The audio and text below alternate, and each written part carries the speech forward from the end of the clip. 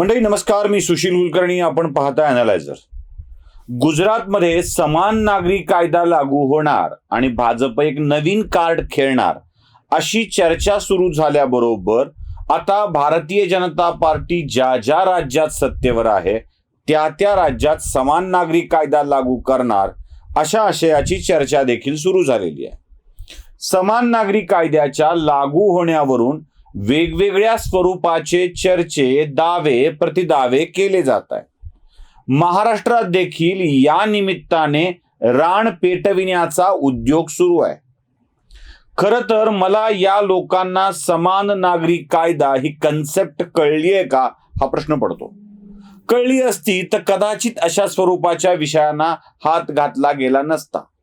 एक आणि दुसरा प्रश्न असा पडतो की यांना माहित आहे संविधान काय आहे, समान नागरी कायदा काय आहे, आणि त्या माहीत असल्याचाच गैरफायदा घेत समान नागरी कायद्याविषयीचे संभ्रम या लोकांच्या मनामध्ये निर्माण झाले पाहिजेत यासाठी एक समूह, गँग सक्रिय आहे.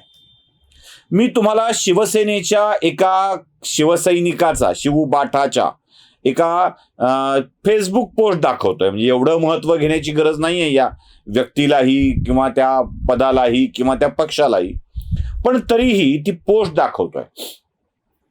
ही 2-4 अर्थांनी मला पोस्ट खूप महत्वाची वाटते, म्हणून मी त्या पोस्टवरती विशेष लक्ष देऊन बोलतोय. पहिल्यांदा ती पोस्ट बघा. म्हणजे त्या पोस्टमध्ये लिहिलंय की समान नागरी कायदा लागू झाला तर सर्वाधिक फटका ओबीसींना बसेल, अशा आशयाची ती पोस्ट आहे. सचिन तायडे नावाचे गृहस्थ आहेत. त्यानंतर त्यांचं पद बी त्यांनी स्वतः उघड करून दाखवलं आहे. तेही तुम्ही दुसरी पोस्ट आहे ती पण दाखवतो, ती पण बघा. म्हणजे हे पोस्ट टाकतात ते कोणत्या विचाराशी सध्या अटॅच आहेत हे तुम्हाला कळून जाईल. म्हणजे यांच्या अटॅचमेंट या तशा बदलत्या बदलत गेलेल्या आहेत. कधी कोणाकडं असं ते बदलत गेलेले आहेत. म्हणजे कार्यपद्धती आणि राजकीय विचार पद्धती या दोन्हींच्या मध्येही मोठा बदल झालेला आहे. चला, याच्याशी आपल्याला फारसं देणं घेणं नाही आहे. पण हे जे गृहस्थ आहेत जे या ओबीसीला धक्का पोहोचेल असा दावा करतायत, ते काल परवापर्यंत ओबीसी हा विषय न मांडता अनुसूचित जाती जमाती असा विषय मांडत होते. म्हणजे आंबेडकर चळवळ असा विषय मांडत होते. त्यांना अचानक ओबीसी बाबत सहानुभूती, प्रेम निर्माण झालंय. चला, हरकत नाही. कोणाला कोणाविषयी व्हावं याच्याविषयी आपल्याला काही आक्षेप असायचं कारण नाहीये. ते तोही बाबा लिहिदा. आता मुळात मुद्दा येतो की समान नागरी कायदा आणि जात याच्याशी काही संबंध आहे का? म्हणजे ओबीसी हा इतर मागास वर्ग असलेल्या जातींचा समूह आहे. म्हणजे त्या समूह गटाला दिलं गेलेलं अदर बॅकवर्ड कास्ट, इतर मागासवर्गीय असं एक नाव आहे. जातीच्या समूह गटाला दिलं गेलेलं नाव आहे. आता माझा सगळ्यात मोठा पहिला प्रश्न असा आहे की मुळात समान नागरी कायदा हा धर्मावर आधारित विषय आहे. म्हणजे एका धर्माला वेगळा कायदा, दुसऱ्या धर्माला वेगळा कायदा असं म्हणता येत नाही. समान नागरी कायदा हा धर्माशी निगडीत विषय आहे, जातीशी नव्हे. हे कधी लक्षात घेणार आहात? त्यामुळं फटका बसला तर तो समजा तुम्हाला चर्चाच पसरवायची आहे, काही प्रोपगंडाच चालवायचा आहे, काही अफवाच पसरवायच्या आहेत, किमान त्या तरी नीट पसरवा. मुसलमानांना फटका बसेल, बौद्धांना फटका बसेल, जैनांना फटका बसेल, हिंदूंना फटका बसेल, अशा आशयाचे तरी कॅम्पेन चालवा. काही तर मागासवर्गीयांना बसेल, अनुसूचित जातीला बसेल, असले कॅम्पेन. समान नागरी कायदा हा विषय धर्माशी निगडीत आहे, जातीशी नव्हे. त्यामुळं उगाच यांना फटका बसेल, त्यांना फटका बसेल अशा आशयाच्या पोस्ट फिरवण्यात तद्दंत भंपकपणा आहे. वातावरण दूषित करण्याचा हा सूत्रबद्ध प्रयत्न आहे. बरं, ओबीसीला फटका बसेल असं म्हणायचं असेल तर आरक्षणाशी संबंधित विषय येईल. आता मला सगळ्यात मोठा प्रश्न पडतो की समान नागरी कायदा आणि आरक्षण हे दोन संपूर्णतः विषय आहेत, वेगळे विषय आहेत, संपूर्णतः वेगळे, दोन टोकावरचे दोन.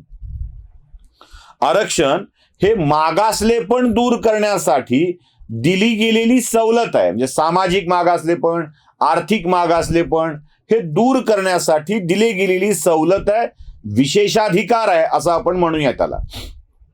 विशेष आहे, चला यांना आरक्षित ठेवूया, प्रवाहात आणूया.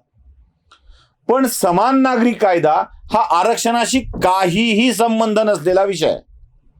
भारतीय राज्यघटनेच्या कलम 44 अन्वये समान नागरी कायदा असावा आणि ते सरकार लागू करू शकतं याची तरतूद केलेली आहे.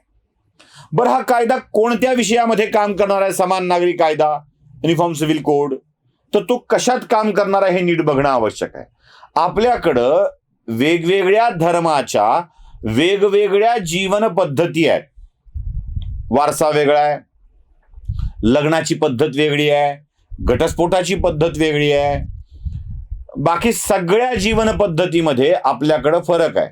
हा, आता हिंदू कोड बिलाच्या प्रमाणे किंवा हिंदू कायद्याप्रमाणे बौद्ध, जैन, शीख त्यात सहभागी होतात.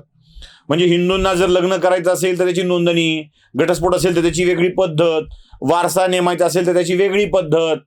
हे सगळं हिंदूंना ज्या पद्धतीनं आहे त्याच पद्धतीनं मुस्लिम, जैन, बौद्ध या शीख या समाजाला सुद्धा तशाच स्वरूपाचे नियम आहेत. आपल्याकडे अपवाद आहे तो मुसलमानांचा आणि ख्रिश्चनांचा.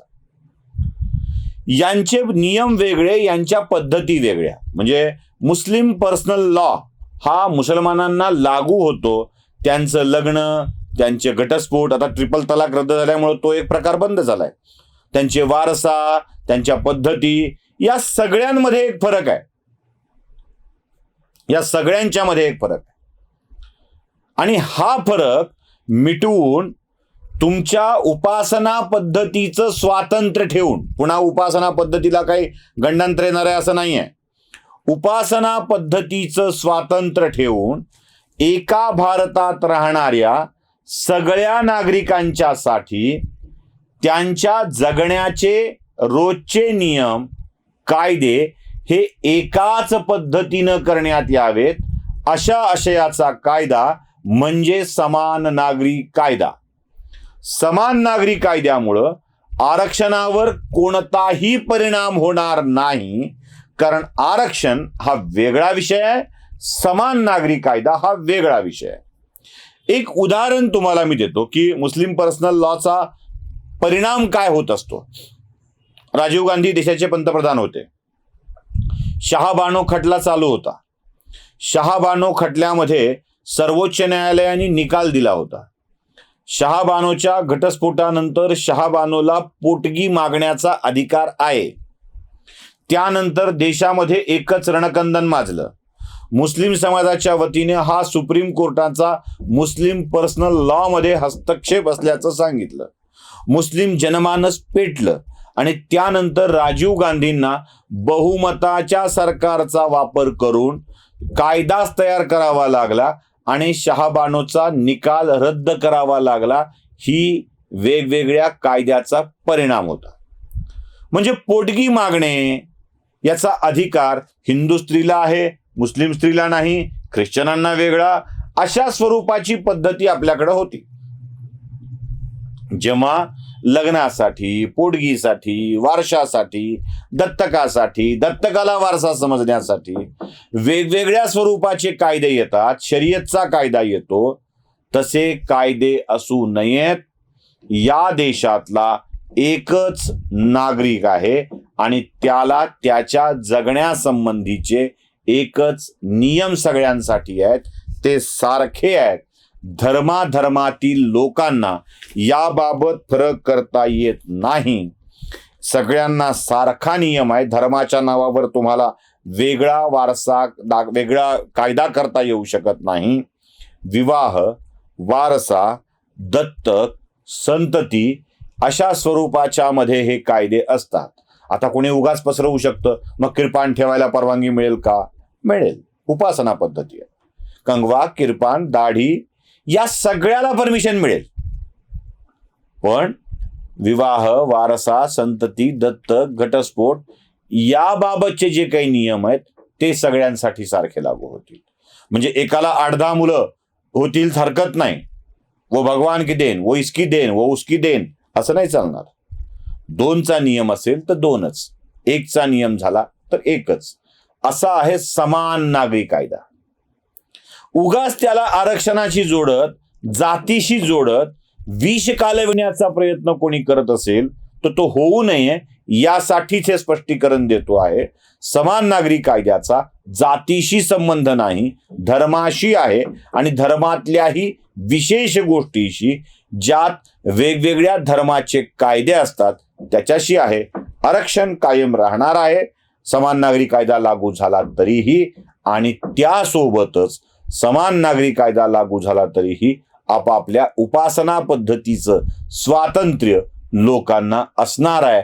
फक्त धर्माचं नाव सांगून देशातल्या नियमांमध्ये अपवाद घेता येणार नाही, एवढंच. व्हिडिओ आवडला असेल तर लाईक, शेअर आणि सबस्क्राईब करा. धन्यवाद.